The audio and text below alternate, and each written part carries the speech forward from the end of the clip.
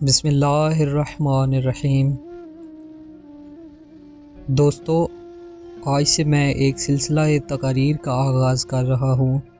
میں اس میں اپنے شہنشاہ زمانہ اجل اللہ فرج الشریف کے اسماء حسنہ پہ روشنی ڈالوں گا۔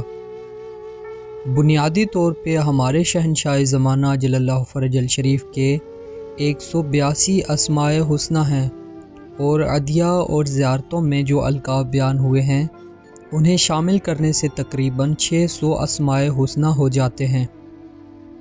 اور میں آج جس نام پاک کے بارے میں عرض کرنا چاہتا ہوں وہ ہے عدل اجل اللہ فرج الشریف۔ سب سے پہلے مناسب ہوگا کہ ہم عدل کو سمجھیں کہ عدل ہوتی کیا چیز ہے۔ اس لیے ہمیں ماہرین کا ایک کلیہ دیکھنا ہوگا۔ وہ کہتے ہیں چیزیں اپنی ضد سے پہچانی جاتی ہیں۔ جب ہمیں عدل کو پہچاننا ہو تو ہمیں اس کی ضد یعنی ظلم کو دیکھنا ہوگا۔ اور ظلم کی تعریف یہ ہے کہ کسی چیز کو اس کے حقیقی مقام سے اوپر یا نیچے رکھنا ظلم ہے۔ اس کا مطلب ہوا کہ کسی چیز کو اس کا حقیقی مقام دینا عدل ہے۔ عام طور پر عدل اور انصاف کو ایک ہی چیز سمجھا جاتا ہے، مگر انصاف اس صورت میں ہوتا ہے جب معاملہ دو کے مابین ہو، کیونکہ انصاف نصف سے ہے اور دو نصفوں کی تقسیم ہمیشہ دو پر ہوتی ہے۔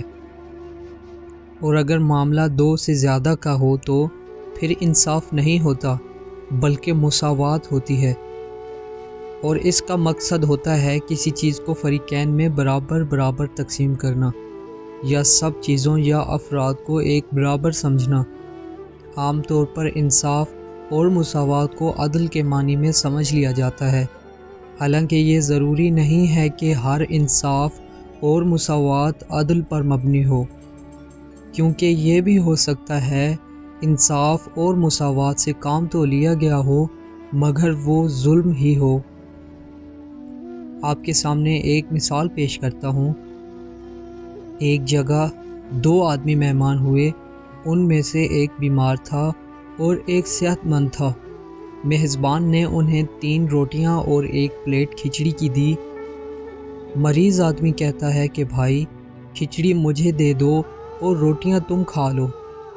صحت مند آدمی کہتا ہے کہ بھائی میں تو ناانصافی نہیں ہونے دوں گا، آدھی کھچڑی تم لو، آدھی مجھے دو، اور آدھی روٹیاں تم کھاؤ اور آدھی مجھے دو۔ اب یہاں دیکھیں گے تو عدل کا تقاضا اور ہے اور انصاف کا تقاضا اور ہے۔ انصاف کہتا ہے کہ دونوں چیزیں برابر دونوں پر تقسیم کر دی جائیں، مگر عدل کا تقاضا یہ ہے کہ بیمار کو کھچڑی ملنا چاہیے اور صحت مند کو روٹیاں کھانی چاہیے۔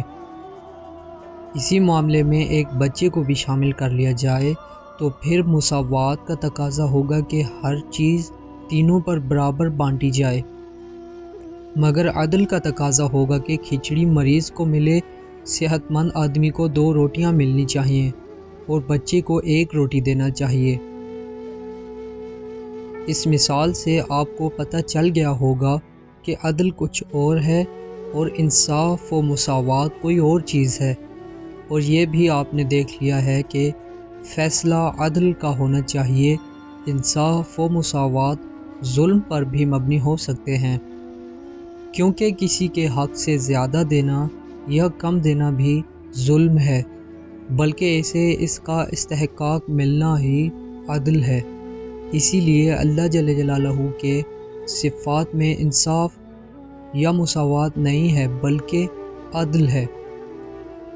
ایک اور بات بھی عرض کرتا چلوں، وہ یہ ہے کہ جب انسان کے معاملات کا فیصلہ کوئی تیسرا آدمی 3rd پرسن کرے تو وہاں عدل کا لفظ استعمال ہوتا ہے، اور جب فریقین آپس میں بیٹھ کر کوئی فیصلہ کرے تو وہاں عدل کے متبادل لفظ قسط استعمال ہوتا ہے، اور ظلم کے متبادل لفظ جور استعمال ہوتا ہے۔ اور ہمارے امام زمانہ اجل اللہ فرج الشریف کے اسماء حسنہ میں سے ایک نام پاک قسط اجل اللہ فرج الشریف بھی ہے، اور لا تعداد احادیث میں ان کے بارے میں فرمایا گیا ہے کہ وہ اس دنیا کو اس طرح قسط و عدل سے بھر دیں گے کہ جیسے ظلم و جور سے بھری ہوئی ہوگی، یعنی ان کے دور زریں میں حاکم اعلیٰ شہنشاہ معظم اجل اللہ فرج الشریف کی طرف سے کوئی ظلم نہ ہوگا اور نہ کوئی آپس کے معاملات میں ایک دوسرے پر جور کرے گا، بلکہ وہ زمانہ قسط و عدل ہوگا۔